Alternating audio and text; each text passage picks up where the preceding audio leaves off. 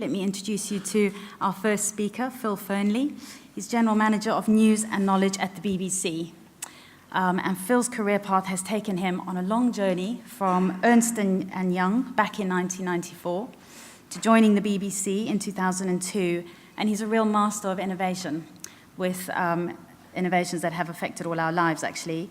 He was responsible for launching the beta version of BBC iPlayer. No small feat. Also for launching the BBC News product on smart TVs globally. And if that's not keeping him busy enough, he also was responsible for creating the first truly digital Olympic Games. And that's the story he's going to share with us now. Thank you, Phil.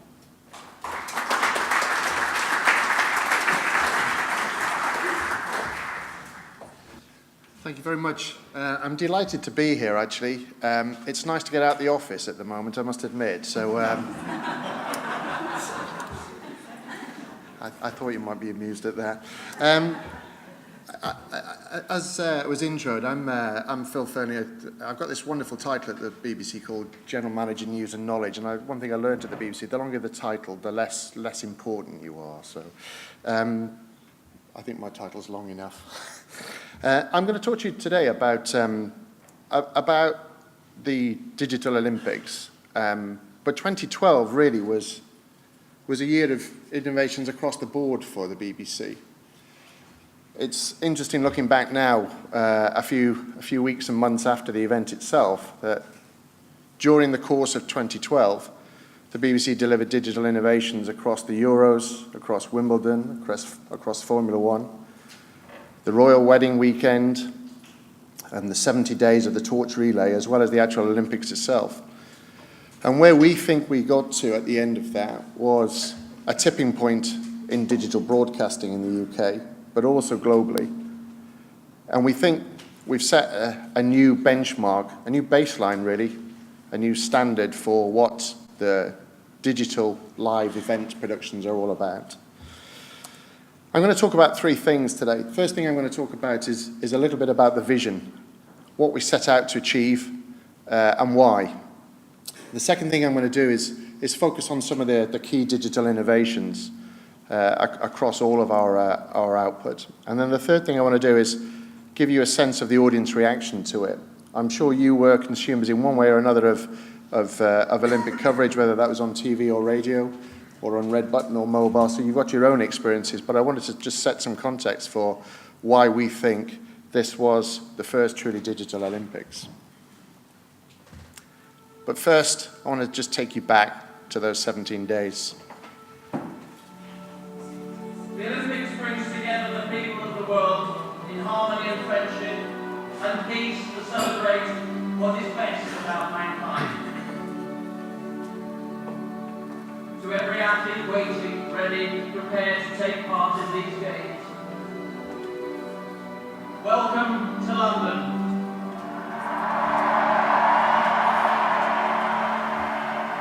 There is a truth to sport, a purity, a drama, an intensity, a spirit that makes it irresistible to take part in and irresistible to watch. What we are seeing right now is a dream do come true. London 2012 will inspire a generation. In every Olympic sport, there is all that matters in life. Human stress to the limit of their abilities. Living for the moment, but making an indelible mark upon history. The champion becomes a legend. My fellow countrymen, I say thank you. Thank you for making all this possible.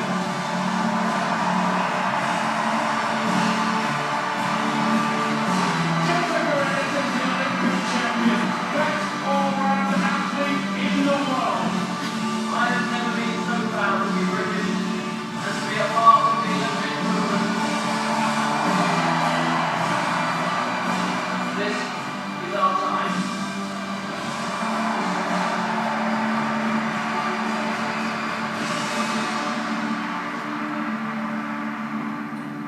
And one day we will tell our children and our grandchildren that when our time came, we did it right.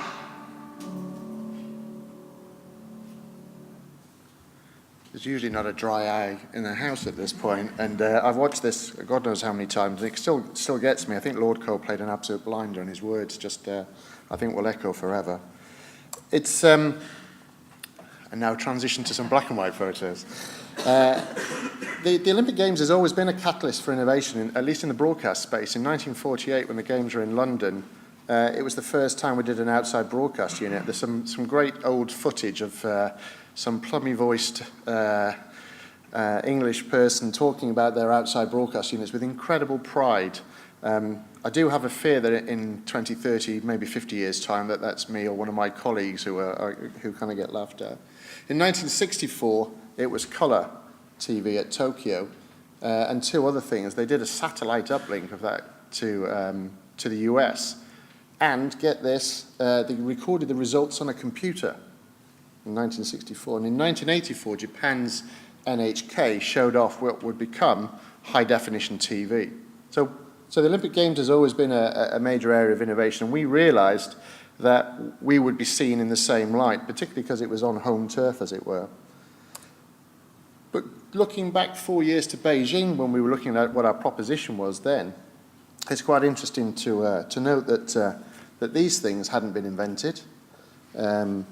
Smart TVs weren't around, and our mobile TV offering, or mobile offering rather, was absolutely world class. It was amazing for its time. You could download 2 wallpapers, and get this, you could get an SMS text to tell you that the Olympics was on, as if you didn't already know. And the world moved on, and the world moved on incredibly in the period that we set out to do the Games. So we were trying to innovate at large scale at a period where the market or the technologies were also innovating at a massive rate. So that was Beijing. But the starting point was, what should our proposition be? And about 2.5 years ago, when I was asked to take the lead on this, we did a huge piece of audience research. We knew what our audience looked for when they came to the Olympics on TV and radio. We had some sense of what they came to on digital, because we provide digital services for some of the other major sporting events. But it's fair to say that the Olympics isn't a sporting event. At least it's not a traditional sporting event. When people go to a football match, or when they watch the sporting events on TV, normally they are fanatical. For the Olympics, we describe the audience as main eventers. It might only be the only thing they watch sporting-wise throughout the whole year. In fact, even for 4 years. 2 years ago, when the Winter Olympics on, it was, if you remember, Scottish curling was a massive thing, and a woman who went down on a I don't know what it was, an old metal tray or something. I can't even remember the name of the sport. But these things and these moments really are things that bring the whole nation together. So we realized that we had to deliver on a proposition which satisfied the main eventers, absolutely, but also satisfied those people who were maybe deeply interested in rowing. They went on the Thames every day at 5 in the morning and rowed for an hour. So we needed to satisfy those people who were deeply interested and those people who were main eventers. The other thing that was happening at the time was that ticket sales had started, and I think there was a realization at that point that no matter how many people wanted to watch the 100 meters final, only so many were going to get in. The capacity was 80,000, and then 75,000 of that was for sponsors and everybody else. So we knew that the BBC's role was to bring every moment of that Olympics to everybody, wherever they were in the country. Those people who couldn't get tickets or weren't able to get down to London or couldn't afford the price or whatever else. And that the role on digital was to bring that to them in a way that they'd never experienced before. We described that in our marketing campaigns, and actually in our vision statement for what the product was never miss a moment. You've probably heard that a few times. We got sick of it. But it was the defining moment for us when we came up with that kind of slogan or vision or whatever, because if you think about from a digital perspective, never missing a moment when something lasts less than 10 seconds meant that our systems had to be up 100% of the time on all of the platforms, all of the time. And the start of the shows in the morning on radio and TV were as early as 6, 7 o'clock in the morning, and the last event finished often way after 12 o'clock, sometimes after 1:30 in the morning. So we were pretty much on 24/7. And that never miss a moment actually was a catalyst for everything we did throughout. We knew we had to provide video. That's what people wanted. The main eventers want to watch video. They wanted to watch video wherever they were. And so we realized for the first time that we had to deliver on a promise, which was to bring the best quality video experience we could across all of our digital platforms. We describe that as 24 high-definition live streams of content.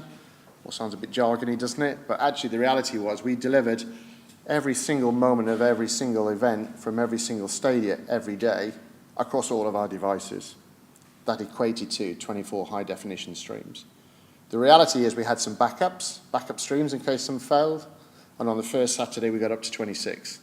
So we actually allowed ourselves some flexibility, so we delivered more than that. And 2,500 hours of live coverage. 2,500 hours of live coverage. I say it again because it's a staggering amount over a 17-day period. For our iPlayer product, we deliver about 300 new hours of content a week. So 2,500 hours is a phenomenal amount. It's 6 or 8 weeks of total content available live, as video clips, as video on demand. So a huge, huge proposition. And the challenge there was as much one of discovery and making people be able to know what was available because there was just a total volume of content.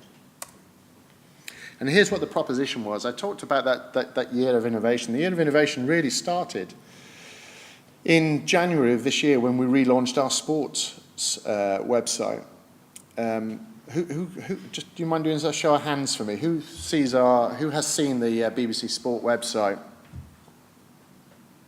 Well, that's good. It's about 80%. Excellent. Anybody give a comment on the thing they first noticed when we relaunched it?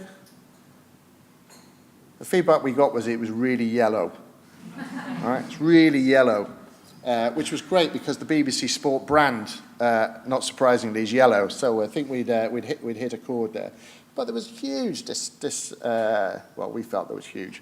There was a lot of noise about the fact that it was too yellow, it was too bright, and this, that, and the other, not having realized that actually we fundamentally restructured the website from navigation on the left-hand side to navigation on the top, that actually the whole of the football content that was being powered by that was being powered by a brand new data platform that sat underneath it. So we were delivering real-time football statistics and results in a way that we'd never done before.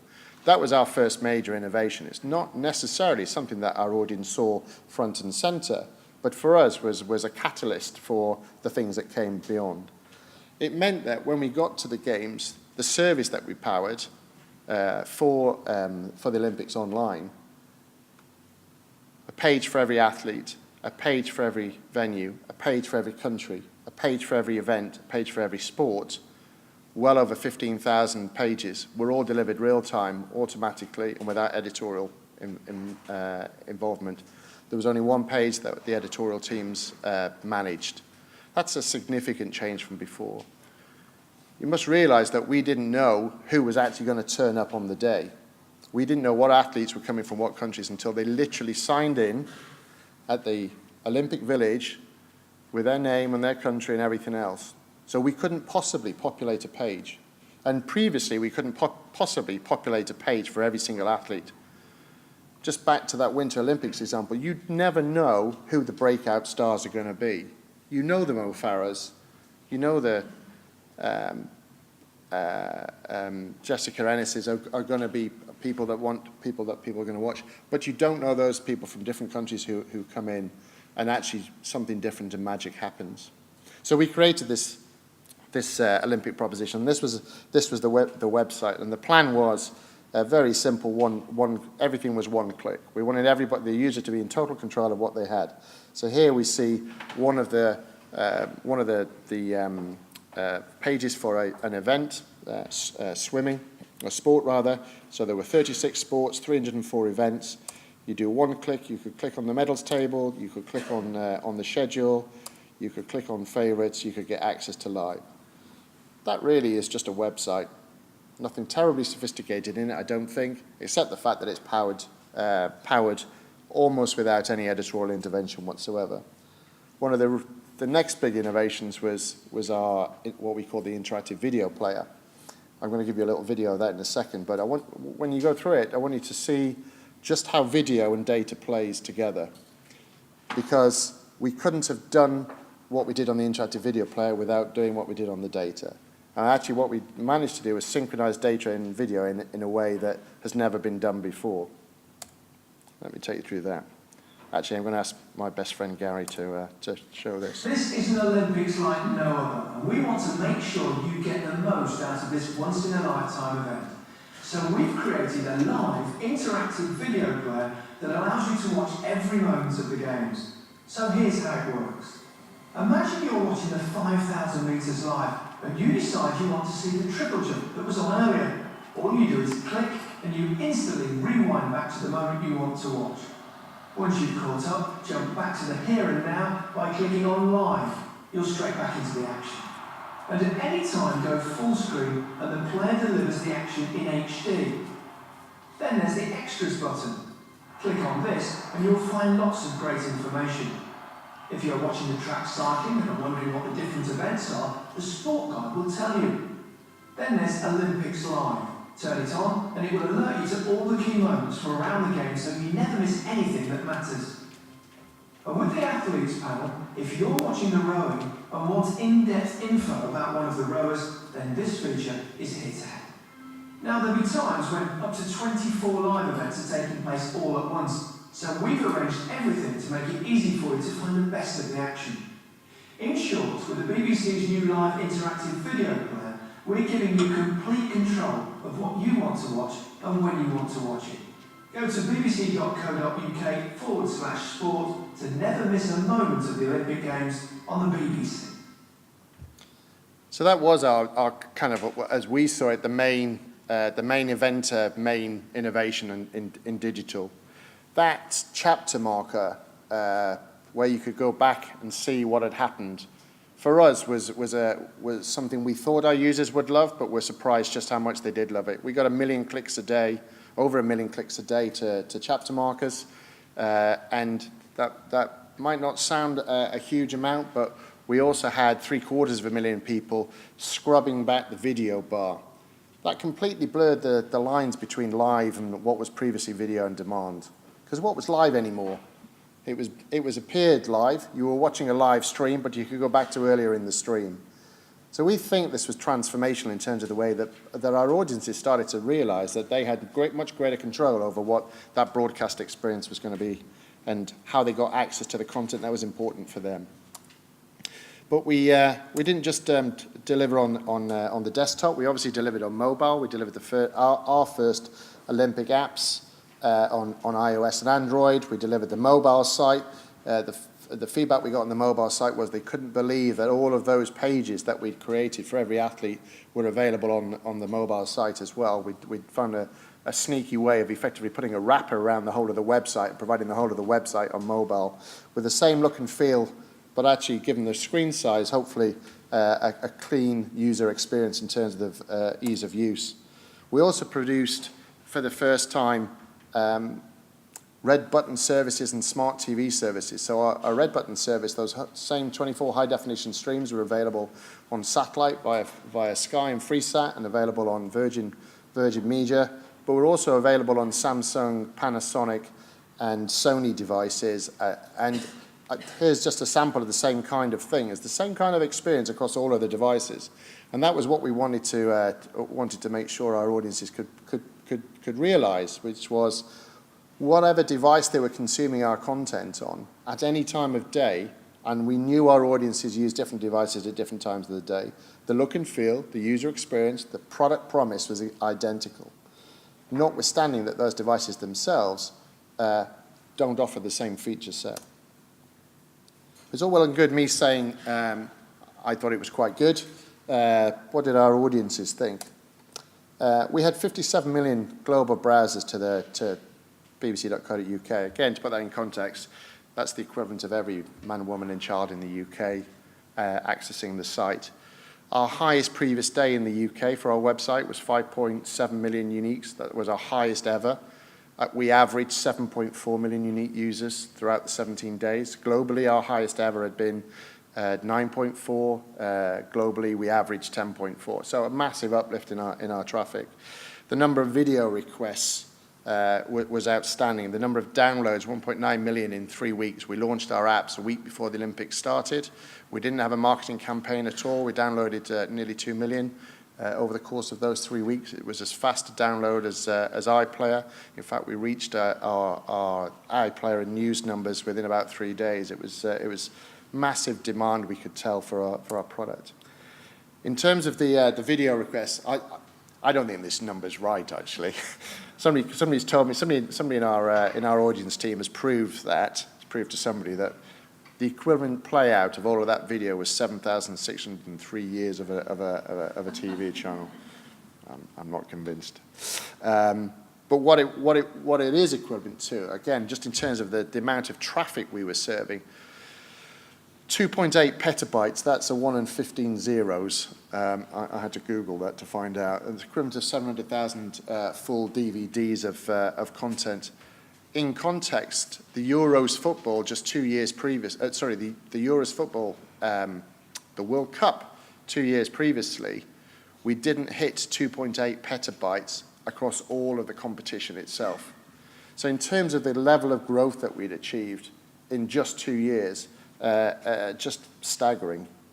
Red Button, 4 times the amount of people accessing our services on Red Button, and it goes on. I wanted just to give you a flavour of the consumption patterns as well, because we had a fear that the long tail of content was just that. It was a long tail and nobody would be interested in it. Yet we see this, I'll say this was a normal day. This was Bradley Wiggins winning the cycle road time trial, so probably not that big. I don't know whether you can see the stats there. The purple colour here is Bradley Wiggins. It's a bar graph showing each of the streams added together. The thing that stands out for me is things like judo and that's actually women's boxing, really playing a major part in the total consumption. So we did find that the long tail was justified. Every one of our Red Button streams had at least 100,000 unique users per day. So when the stream was on, 100,000 unique users. And obviously you can see there's some massive peaks there for our traffic. This is a horrible graph, so I'll try and explain to you. This is talking to the point that our audience used multiple devices during the course of a day, and if we'd only delivered on one of those devices, we would have had an unmet need. If you look at the black line first of all, that's consumption on a computer. You can see there's a peak at 1 o'clock and 3 o'clock. We normally have a peak on our desktop at 1 o'clock. It's people at work, catching up with the news, catching up with the gossip, catching up with sport, whatever else. And 3 o'clock we had a separate peak, and that was because of the scheduling of the things like the Bradley Wiggins moment, so the afternoon schedule. The Red Button, we had a pretty consistent service. Mobile grew and grew and grew throughout the day, and tablet took over where the others didn't. And actually, at the end of the day, we saw a large amount of people using tablets as a percentage of the total consumption. And that mirrors what we see in iPlayer, which is consumers sitting in bed whilst their other half or whatever is downstairs watching one program, upstairs in bed, or watching a program together maybe. But we saw a lot of live catch-up, a lot of VOD catch-up late in the day. So there's the tablet as a second TV or a second screen device, again, is clearly here. This is the other thing. I think mobile definitely hit its stride. You'll see this is, over the days, how mobile built and built and built, and how the weekends over-delivered, if you like, on mobile.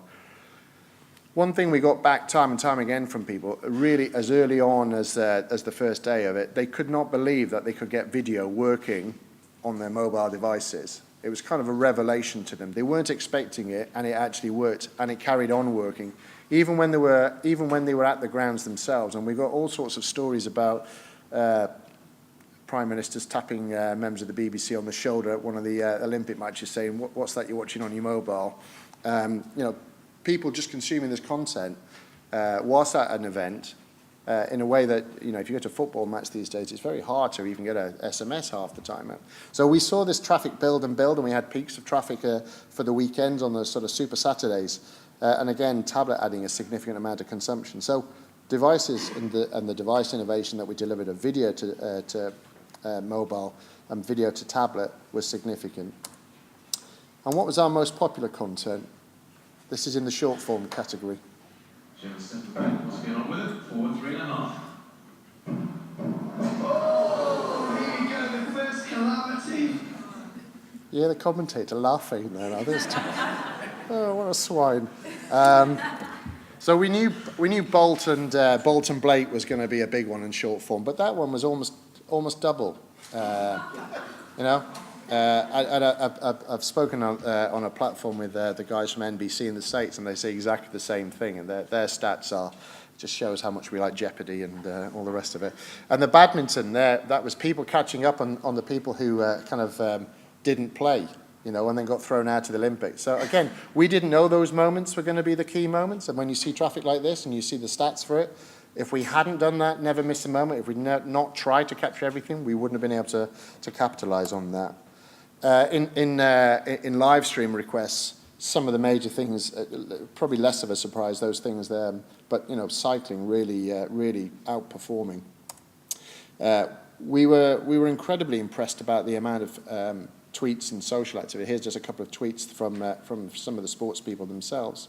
I think the challenge for us on social with 150 million tweets, we brought some of that tweets and some of that activity in as we normally do into our live coverage. But how do you sift through 150 million tweets and find anything that's meaningful in there? It's quite a hard task, to say the least. This was quite pleasing. We had some really good press.